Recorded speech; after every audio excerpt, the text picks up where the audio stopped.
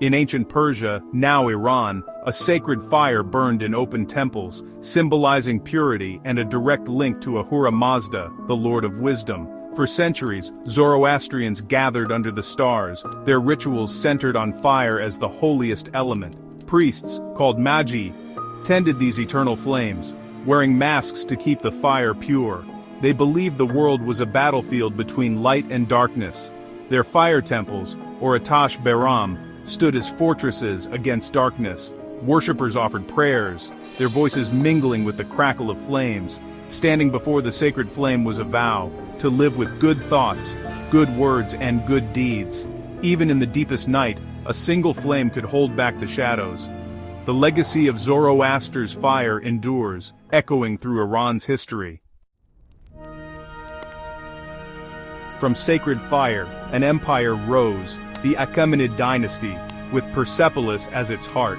Persepolis was more than a capital, it was a statement of power and unity. Imagine vast stairways, towering columns and reliefs showing envoys from across the world bringing tribute.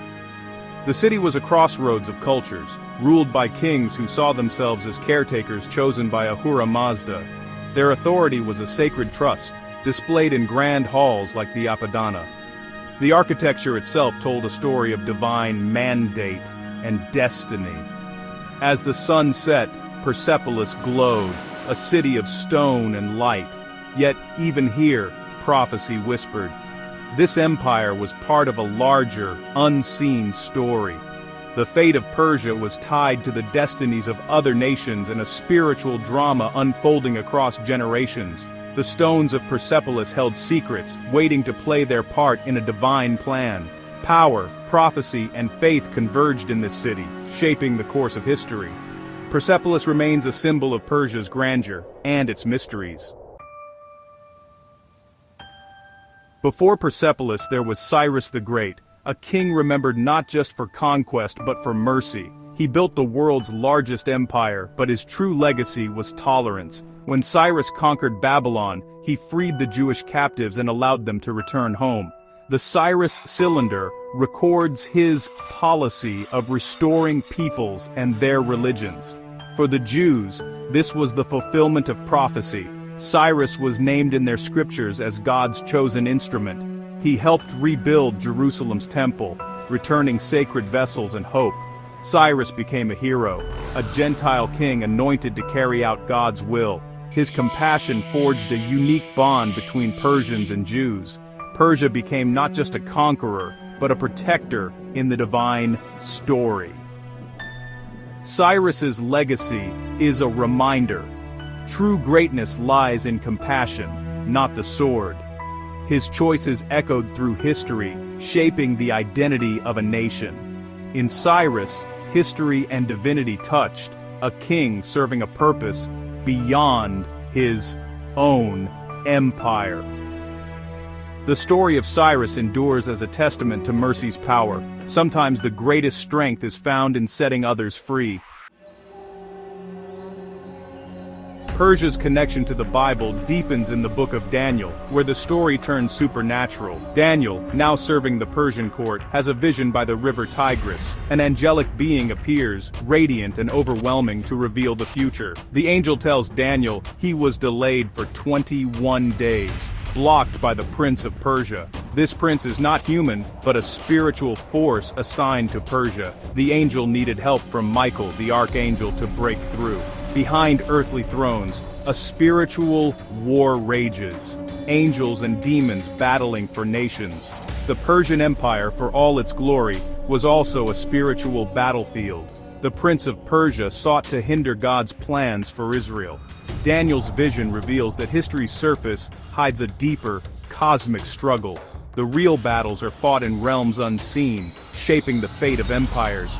Persia's story is not just about kings, but about the invisible forces guiding destiny. The Book of Daniel lifts the veil, showing a world where the spiritual and political are forever entwined. Daniel's vision suggests every nation has a spiritual dimension, guardian angels and opposing forces locked in struggle. The Prince of Persia's agenda clashed with the angel's mission for Israel. This was not mere politics but a clash of divine wills over human history. Territorial spirits, Daniel's story implies, shape the fate of empires. The angel's battle with the Prince of Persia delayed him. Michael's intervention was crucial. After Persia, the Prince of Greece would rise, a prophecy of Alexander's conquest and a new spiritual regime. These were literal supernatural encounters, not metaphors. Prayer and prophecy became weapons in this cosmic war. Daniel's fasting may have tipped the balance in the heavens. Iran's history is cast in a supernatural light, a land where the veil between worlds is thin. The power of kings was matched by unseen spiritual forces. The story of Iran is one of angels and demons, not just empires. The ancient prophecy reminds us, history is shaped by battles we cannot see. Persia's mysteries seeped into its land, especially the Rigi Jenn, the dune of the jinn. In Islamic tradition, jinn are spirits of smokeless fire, and this desert is believed to be their domain. Caravans avoided it, calling it Iran's Bermuda Triangle. The Rigi Jenn is a sea of shifting dunes, lifeless and silent. Legends say evil spirits swallow travelers who dare to cross. The landscape confuses and erases all traces, fueling tales of disappearances. Even modern explorers report strange phenomena. Malfunctioning instruments, eerie lights, and a sense of being watched. Soviet-era pilots claim their compasses spun wildly over the region. The desert's reputation for supernatural danger persists. Some say it's just isolation and heat. Others believe it's a gateway to another realm. The Rigi Jenn holds its secrets close, blurring the line between legend and reality. It remains a place where the unseen feels near, and the ordinary becomes extraordinary. In Iran, even the land itself is steeped in mystery. Among Rigi Jenn's legends, the Sandwalker stands out, a tall humanoid figure gliding over the dunes. Some say it's a jinn guardian, others, a cursed soul. There are no clear photos, only fleeting sightings and whispered stories. Witnesses describe a dark shape on the horizon, vanishing before they can focus. No footprints, just a lingering sense of unease. The Sandwalker exists between reality and imagination, a perfect desert phantom. One unsettling tale comes from geologists who heard strange sounds and found a bizarre track leading into the dunes. Was it a hallucination, a natural phenomenon, or something supernatural? The legend taps into primal fears, being alone, yet not alone, in a hostile land. The Sandwalker embodies the desert's soul, mysterious, indifferent, and dangerous. In Iran, some places are still ruled by forces we do not understand. The desert's enigma endures, haunting those who dare to enter. From the haunted desert, we journey to Qom, the spiritual heart of Shia Islam in Iran. Qom is alive with faith, its streets filled with pilgrims and scholars. At its center stands the shrine of Fatima Masumeh, sister of a revered imam. The shrine's gold domes and mirrored halls create an otherworldly atmosphere. Pilgrims touch the tomb, weep, pray, and seek blessings. They write wishes on paper, slipping them into the shrine's crevices, messages of hope to God. Fatima Masumeh is believed to intercede for the faithful, carrying their prayers to heaven.